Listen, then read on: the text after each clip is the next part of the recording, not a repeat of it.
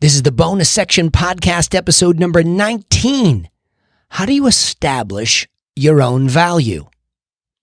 Are you the type of person that knows you are meant for something greater in this lifetime and that somewhere inside of you there's a much bigger version of yourself just trying to break through, but in spite of all your self-development attempts, you just can't seem to find the way up?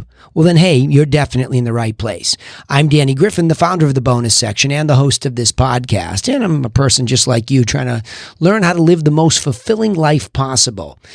Now, to help you move in that better direction, we're going to take all the notes from each of these episodes and we post them for a short time over at freethinkingtools.com so you can download them. So at least every week there's a couple episodes up there waiting for you to work on yourself and take action with these thoughts that we have. Okay? So as we put these, we try to make them actionable.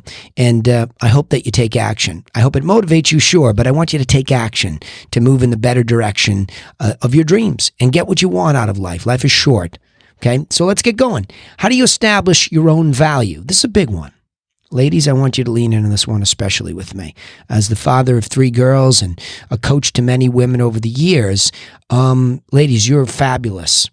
Boy, do you have incredible intuition and just a yeoman's work ethic. Boy, you can just really grind it out. No different for us guys to a certain extent too, but I think guys tend to lean in a little bit easier on at least stating what they think their value is. I'm not so sure we all believe it, but we say it. But I see over time with ladies, they have trouble just trying to feel valuable, and I don't like that. It bugs me, especially as a dad. So let me talk about this.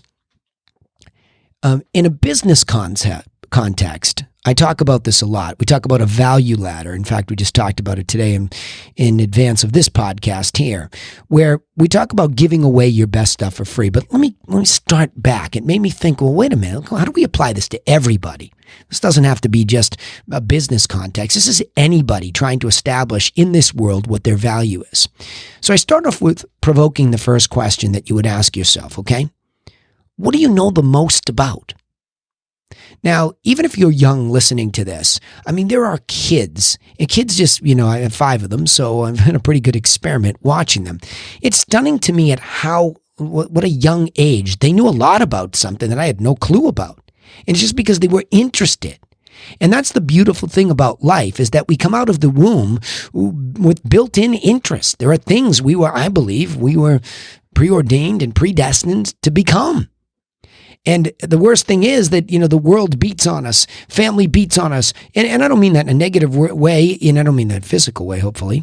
Really, I know what I mean. I hope you know what I mean. You have to encourage people to be who they are from the get-go. And you can't let your fear, your belief system, and all those things steal from somebody their loves and their passions. And I'm talking about when they're little kids. I can remember Jenny when she was little. I remember her in grade school. And when I say grade school, probably even nursery school. She would sit in the corner with a pile of books, and she was reading them. I could tell she was reading them. And I remember her nursery school teacher said, "Oh, it's so cute. She thinks she's reading them." No, she's reading them. I'm telling you, she's reading them. I don't know at what level, but she's understanding these concepts because my grandmother at the time would sit with her and she would tell me, this kid knows how to read this young. And it was right. She was reading them. And it turned out she had a photographic memory and she became, has gone on to become an actress. From the very get-go, she could read these things, memorize them, and guess what? That turned out to be a pretty good skill set as an actress writer.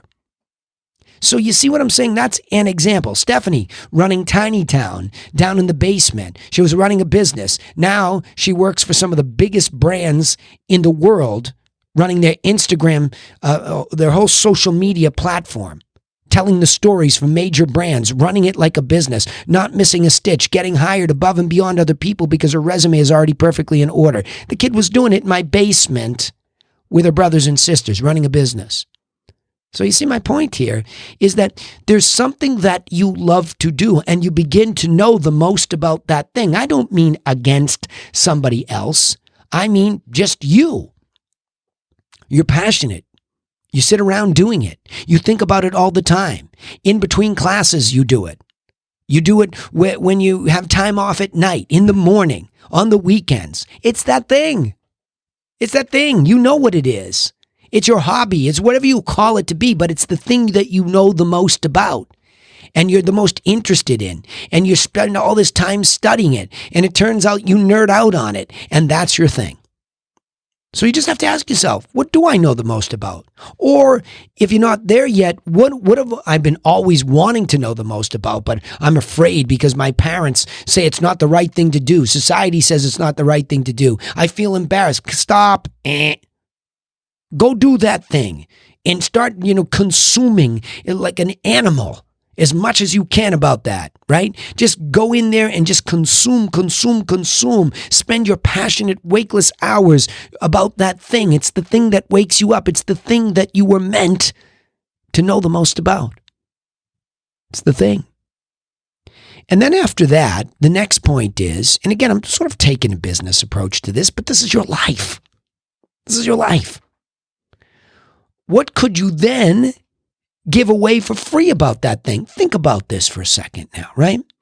Let's just say it's whatever you're interested in. Let's say you're interested in videography, photography. Third girl, Christy, interested in photography, wants to become a professional photographer, loves that thing. So as she begins to learn about that thing, the next question is, and she's a special kid. She has a special place in her heart for children with special needs. And she is graduating high school now as of the recording of this, but spends a lot of time in classes with special needs children, helping them in artistic ways. So you see, she's able to obsess over this thing, photography, art, visual arts. And then she's able to go and give it away for free. And in this case, to these kids with special needs. Holy crap, I just get the chills thinking about it like that. You see how stupid simple this is? I don't know that I've ever articulated it that way before. So when you think about it that way, here's somebody who's pursuing in life, because we give permission to our children, you will do that thing. That is the thing. There's no societal pressures in my house. I've already been through that when I was a kid, that I wanted to become, well, I didn't know what I wanted to become. I thought there was sort of a lot of things. I'm sort of like one of these Renaissance men, like I've been referred to. There's a little bit of, I have interest in a lot of different things, from finance to art to creative. There are a lot of things. I didn't give myself enough permission to be the true creative back then that I was as an entrepreneur, free thinker, okay? But I give my kids that. And I give you that. I don't care who I'm up against when I give you that permission. I give you that permission to do your thing, right? And then I encourage you that as you learn, don't just do it haphazardly. Learn about it in how it works. Be curious about that thing and how it really works, what order things are in. And I'm trying to be generic in this. It's tough to be because there are so many things, and I know there's so many different people I'm speaking to, but there are certain things in the way that works. So photography, it works a certain way. You tell a story in a certain way. You have a certain way that there's the hardcore way that a picture is taken, and then on top of that, there's the creative lens through which you see the world. So you use this hard physical asset that works a certain way, aperture, lighting, this thing, that thing. But the way that you see through that lens is the creative layer. Now, when you learn those things and you put them in order and you rinse and repeat and you evolve, you're actually creating a systematic approach to that thing that you love. And so when you do that, you can give away how you do that to people. And it makes you valuable. See where I'm going with this? It's not just that you loved that thing, it's that you began to put it in an order and you were able to share it with others. And maybe it's just a whole bunch of people on a Facebook group nerding out about photography, about art, about writing, about business, about stocks, about children. You're nerding out about this thing and you're congregating around with other people in a group and you're giving away your knowledge to other people. And they're like, hey, thanks. That's great. That insight is fascinating to me. I love it. And here's where It goes beyond this. And this is why people, when you hear people say, look you can't make a living doing that. Oh, there's a lot of actresses, and there's a lot of actors, and there's a lot of lawyers. Oh my gosh, you hear it about everything. So many people trying to talk you out of everything. Yeah, there's a lot of people that make a living doing these things. And if they're really passionate about it, they'll find a way to make a living doing that thing.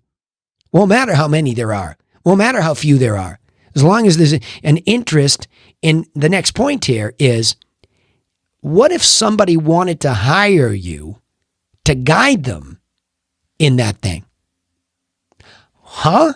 I started off as a photographer. I loved my integrated art classes, helping special needs children understand this visual arts. And we had so much fun doing it. Look at these pictures we took. Look at how I taught them to take pictures. Then all of a sudden, somebody noticed my postings and said, you know what?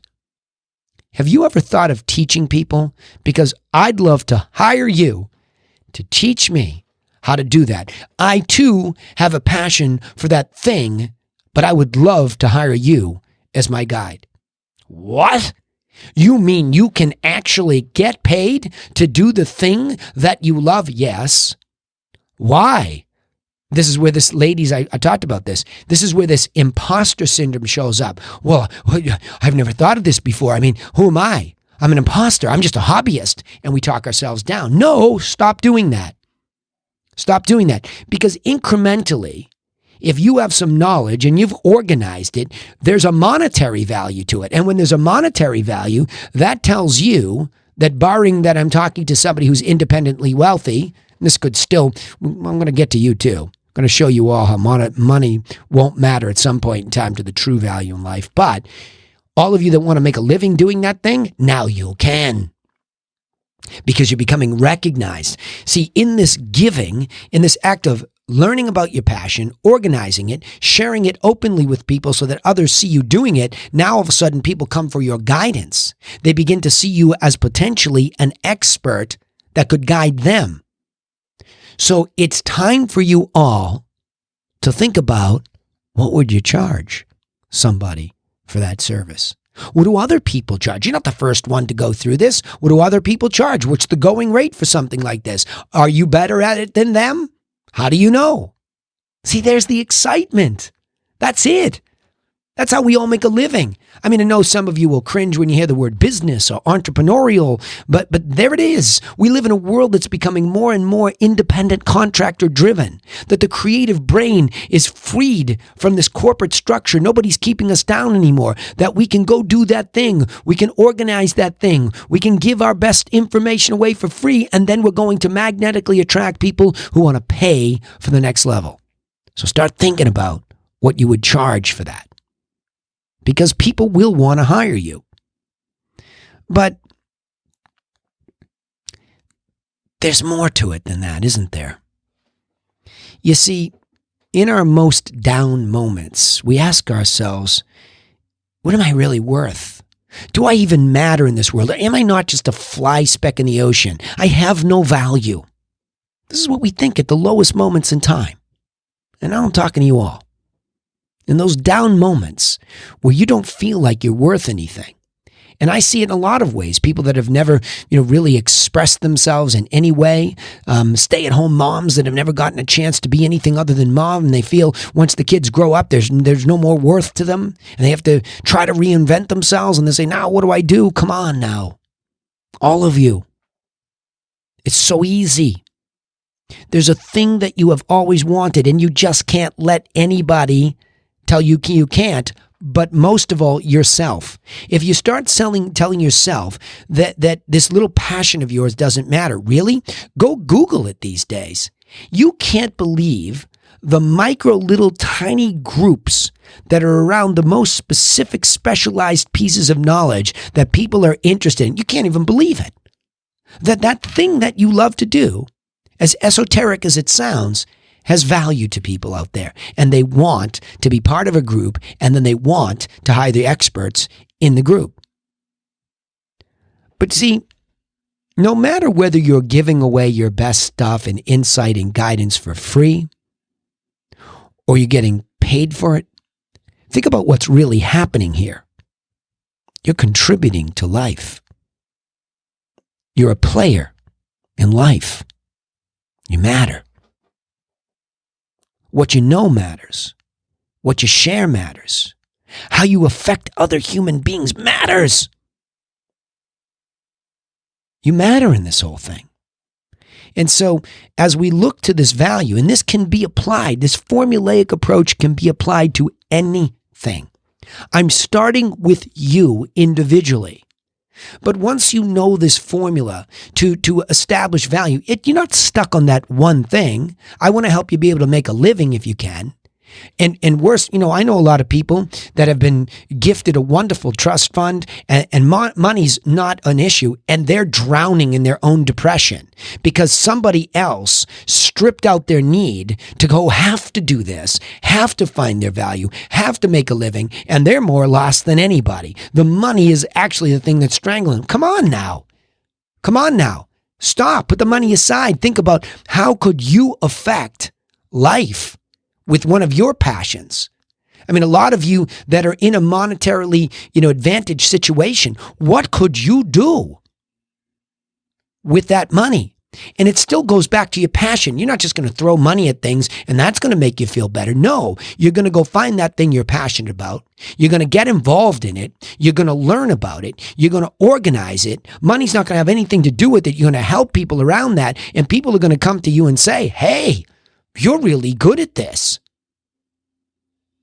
Can we hire you? No, better yet, I'd rather just donate to your cause. See what I mean? It doesn't matter what situation you're in. You don't have the money and you need to become an expert to make it. You already have it and you need to go through this expertise so that you can donate it to the right places that are a good fit for you. Wonderful. And now we're all having this unbelievable sense of self-worth. And when you have self-worth, you can apply it to a variety of interests. You're not just stuck in this one thing. You can affect positively all sorts of things.